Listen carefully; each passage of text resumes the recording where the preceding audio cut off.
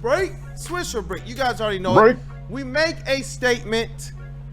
You guys have to say if it's a swish or a break. And if we have time, we got a few that we pulled from the chat as well. But the Pistons, they need to go all in for one of these players. Which one is the swish? Zion Williamson, Domantas Sabonis, or Lauri Markkanen?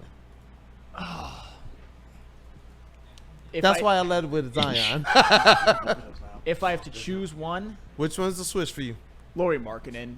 Just his ability to shoot, I think, sets him apart from the other two.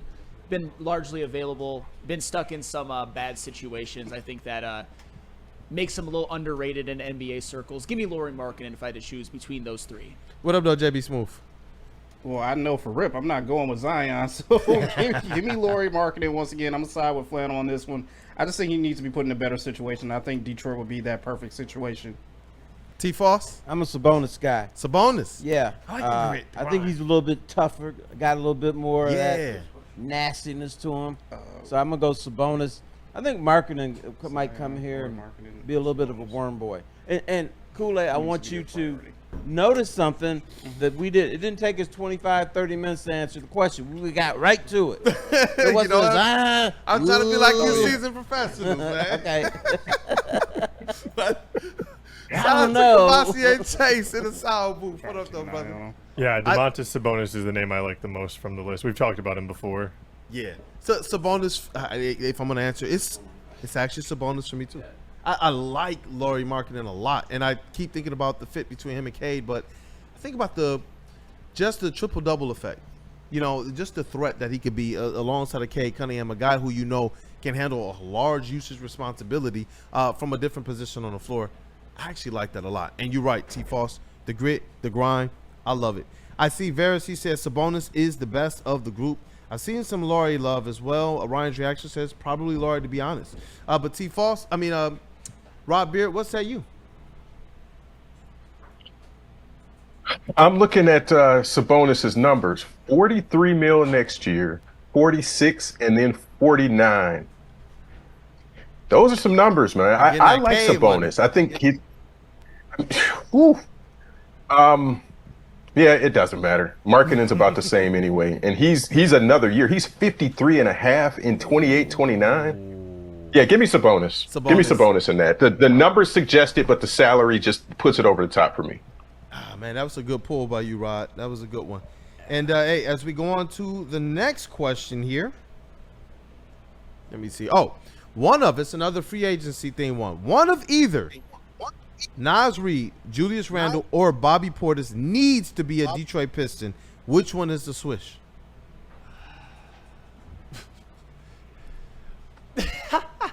God darn it. Yeah, it's a I'll tough go. one. I'll go Bobby Portis because I like his ability to shoot the three more than the other two, and I think he's going to be the cheapest. Although I kind of like all of those guys, but give me Bobby Portis of the three. I like all of them. Everybody is telling me, because I asked some people, what do you think about Julius Randle? And they definitely don't want another guy who can be associated with underperforming in the playoffs. But he was good, though, in the first couple rounds. He really stepped up, but he had some moments. But, yeah, he's like definitely the history associated that follows with it. Yeah. is like, eesh. But I'm Bad in the actually conference not as turned away from Julius Randle. But, JB Smooth, what about you, brother? What's the switch for you? Who needs to be on this team by next year? You said Naz Reid, Julius Randle, or Bobby Portis? I think I'm out on Julius Randle. Bobby Portis would be the cheapest, but I think I'm going to lean towards Naz Reid on this one. Ooh, talk to me about that one. Hold on, I want to know a little bit more. I just lean. Look, the higher ceiling? Higher ceiling, even though Bobby Portis is probably cheaper. You want to save a little bit of money here, especially if you're trying to go after Lauri Markkanen as well. But still, I just like the ceiling that Naz Reid has versus a Bobby Portis and a Julius Randle. Like flashy, but I'm not in on it. What about you, T-Foss? I'm not in love with Bobby Portis. Wow. I'm not. Seriously. I know a lot of people here, they want punch you in the face, Bobby Portis. Y'all love Bobby But is he Portis. going to do that is the question. But I would pick him reluctantly. Not in love. I think there's a clown factor with him. So I don't want to deal with it. But I will over those other guys. What up, though, Kavassier? I'd rather have Naz Reid. Naz Reid? Yeah. I've been going back and forth with this, and because I like Bobby Portis. I've seen this guy, no matter if his teams are good, still terrorize the Pistons. But I keep remembering I have to take my head out of the scope of our little petri dish. And when I do that, Naz Reid is a ceiling raiser for the Pistons. But, man, what say ye, Rod Beard? I'm seeing a lot of Naz Reid love in the chat. I started with Bobby Portis when we started these discussions. I'm sticking with Bobby Portis. I think he's the most attainable of the three. And I don't – there's so many question marks about Julius Randle and the fit, and that he's been bounced around a couple of years. That says something too. Yeah, I think it's Portis. Yeah, definitely. You know what? Let's get to the next one. I'm seeing – let me see here. The ski mask, Bobby the Portis. Come on, man. Daytwa says Reed and Portis. There's some Portis love that's entering the chat right now. So we do see some Julius Randle though, and just to like fact check a little bit before we move on. Yeah, Julius Randle actually did have the best playoffs of his career by far. However, Game 2 and Game 4 of the conference finals was a combined 3 of 18 with 11 total points when the Timberwolves absolutely had to have it. That's doo-dooing down your leg at the highest degree. So definitely didn't doo-dooing down your leg. He still has some allegations, that's for sure. And JB, I just threw a couple of the fan ones in there, man. Right, but while we do that, this has some implications of something we were talking about a little bit earlier. And it's just this right now, as currently constructed. And we know that the Pistons and all these other teams can do some things to change this. The Orlando Magic and the Atlanta Hawks, as currently constructed, are better than the Detroit Pistons. Go to you, Flannel Sam. After the corresponding moves. Brick, but I think the Magic are better right now, not the Hawks. I really like Desmond Bane on this team if the core of Suggs, Wagner, and Boncaro can stay healthy. Oh, they're going to be tough defensively. Yeah. Golly, they're going to be tough defensively. JB Smooth, what say you? What was it one more time? Sorry, Orlando Magic, Atlanta Hawks, currently, after their moves, currently they're better than Detroit Pistons as constructed. Give me a brick on this one, but I'm intrigued with the Magics. Wow. I will say that. T. Foss, the Magic got people shook. What say you? The Magic is slightly better, and Atlanta might be better on a random Tuesday night in Atlanta. Other than that, no. Tuesday night in Atlanta. Come on, see, yeah. In Atlanta. In Atlanta. Right. In Atlanta. Right. Come on, see, what up, though? Switch to the Magic, brick to the Hawks. Yeah, but I'm seeing the chat. They're feeling the same ways. Mitten May. Magic, yes. Hawks, no. Cube, 22100. Yes to Orlando, not to Atlanta.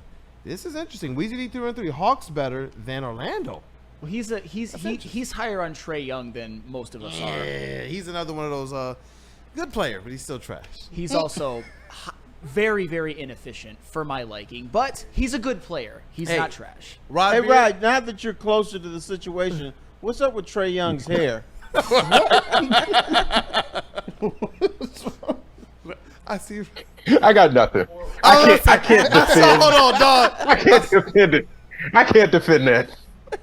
I was like, I saw his wheel spinning, and it was just like, do. It's not as bad as Tom Thibodeau's hair. What hair? I actually think it's as bad as Thibodeau's hair, but they're both not good. But Well, Rob, what say you? Obviously, this one has implications to you as now you're covering Atlanta Hawks as well.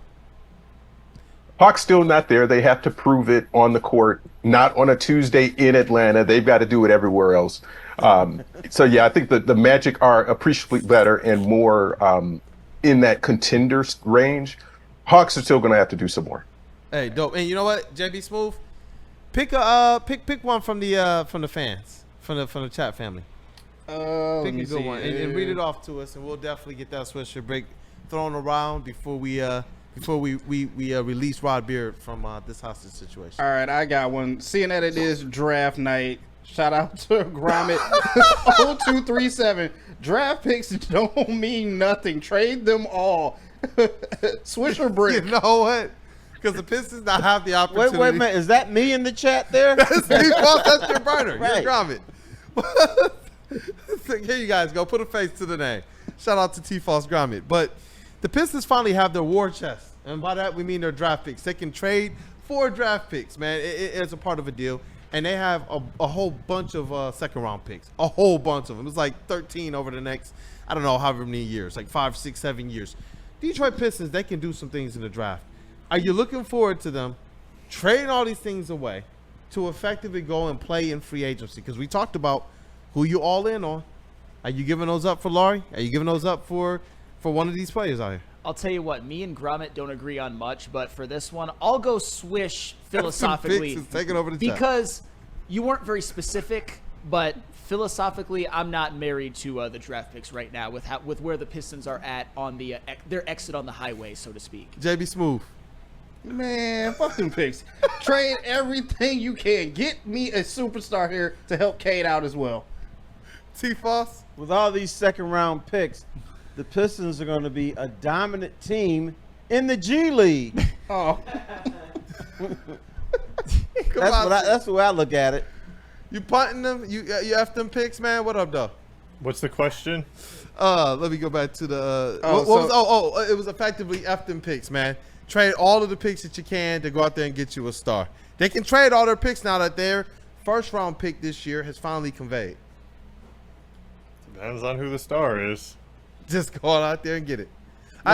You know, if you keep all those second-round picks, sign me up for season tickets with the Motor City Cruise. I'm gonna be there every night.